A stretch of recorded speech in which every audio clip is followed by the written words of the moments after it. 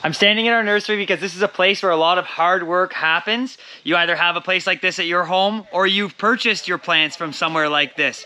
Regardless, with all of these beautiful plants, when we get them out to the field, we want to make sure that they stay healthy. The two biggest culprits for damaging our plants are either the cold weather or insects and pests. So we're going to look at insect netting, row cover, as well as some ways to keep the plants warm in the spring and the fall, to extend your season and keep all the plants happy.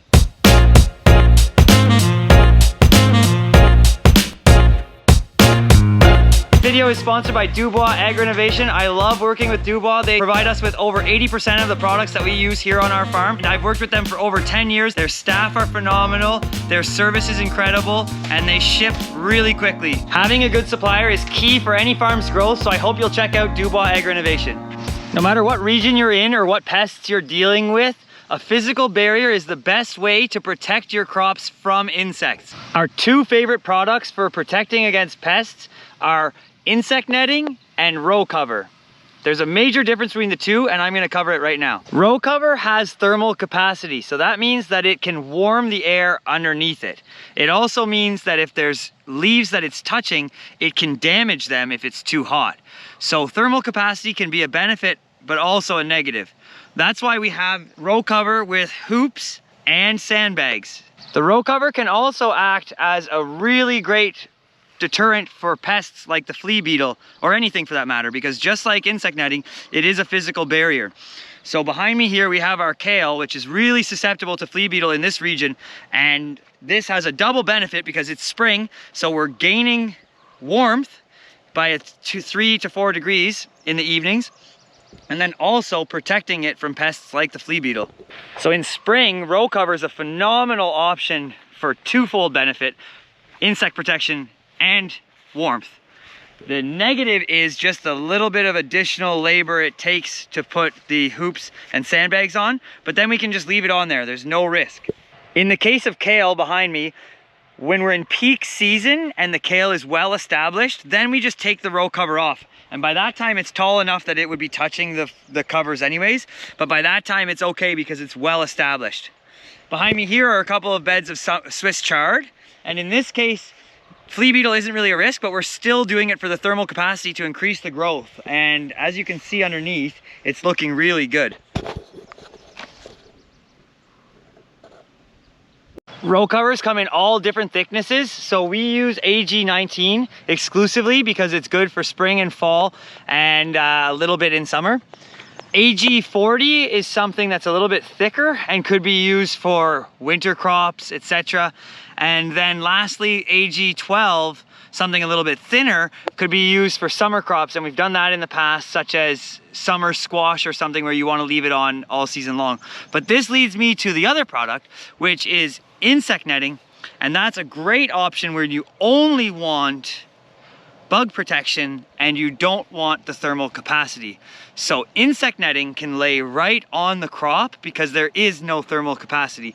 So this is the ideal product that we use for things like direct seeded crops, radish, turnip, baby greens, and then also you could use this for things like summer squash where you want that cover on all season long, but you don't want the thermal capacity because it gets so big that you can't have it resting on the leaves. So these nice insect nettings, and I'm going to get closer for you to see, are a phenomenal option for that. So underneath here is direct seeded arugula, turnip. Another incredible thing about these products is that they all come in different lengths and widths, so you can do them custom for your setup. We love them in longer rolls where we can cut them into our 100-foot bed length, and I love them to do at least 2 to 4 beds wide, and we purchase them with that intention. You can do the same but custom for your dimensions. Lovely option for both the insect netting and the row cover. When we're placing out the row cover, we place the hoops every 5 to 6 feet, basically at 2 paces, and then we put a sandbag at every single one. We do our best to ensure that it's aligned along the bed so that this can keep it tight both across and tight towards the end. The easiest way to set out the row cover is to tack it down at the middle first and then work to one end and then work to the other end to ensure it's tight and straight along the hoops. You can see that it's really nice and taut across widthwise, but also lengthwise. We need a lot of sandbags, one at every hoop, so that we can ensure that the wind isn't going to lift the cover off, because a good wind can often move them and it ends up being more work in the long run, but rather than just pinning it down nicely. When we're setting out the hoops, one person goes along and sets them out, and then another person falls behind and places them into the ground every 5 to 6 feet. The sandbags and hoops help to ensure that you get a nice seal so that you're not allowing any bugs up when the wind comes and lifts the covers off, keeping it completely nice sealed. You can see behind me here, there are no gaps underneath there so that the bugs are not able to get up and underneath. We do the same for our insect netting, and we actually bury the ends here because since it is on the ground, it's a little harder to get a nice tight seal, and we actually bury the ends with dirt.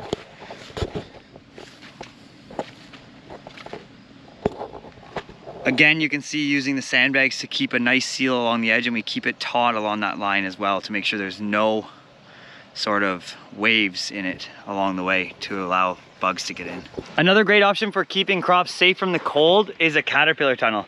This is a lovely option as an alternative to a greenhouse because a caterpillar tunnel is obviously much more affordable and far more versatile. So this is something that we actually intend to move in a couple of weeks from now, and it takes less than a day, like 4 hours for 2 to 3 people, and that's a modest, sometimes faster, to move this entire structure away from here.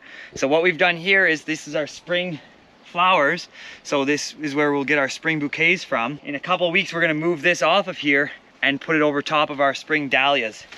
So it's a phenomenal option, and it's obviously not exclusive to just flowers. That's one example. We're doing a similar thing where we have our spring carrots and beets under that tunnel right there, and right next to it we're going to be moving it next week and planting 4 beds of peppers, and that will be our summer home for the peppers. So next week we're actually moving 3 of these structures, and they're phenomenal for that they can be able to be used in the spring and the fall, and also moved, so it adds flexibility in your crop plan. They're extremely straightforward to assemble and disassemble, and really easy to train people to do as well. I no longer have to be present when these are being moved. My crew had been trained doing it once or twice. They're fully intuitive with how it works, and the steps are straightforward. All it really takes is a mallet. Once you've done it the first time, all the strings are cut to the proper lengths, and you're just moving parts from one place to another. It's a lot of malleting and measuring, but once you've done it, the measuring is also quite easy as well. So very intuitive, very straightforward, and for around $5,000, you're getting that back in probably 1 season, and for a very long time it's going to continue to return season after season. And if you're getting good with them, you can really have a lot of flexibility. We're getting about 3 crops per season from each tunnel, so it's phenomenal because you're getting your spring crop, you're moving it for the summer, and then again in the fall you're going to move it again to get a nice quick fall crop in as well.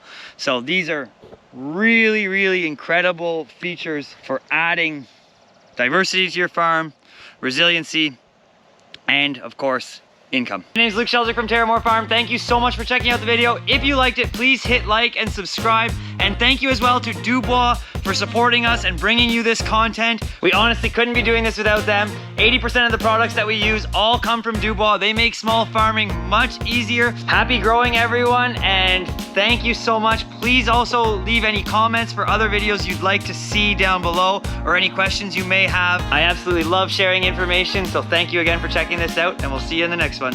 Bye.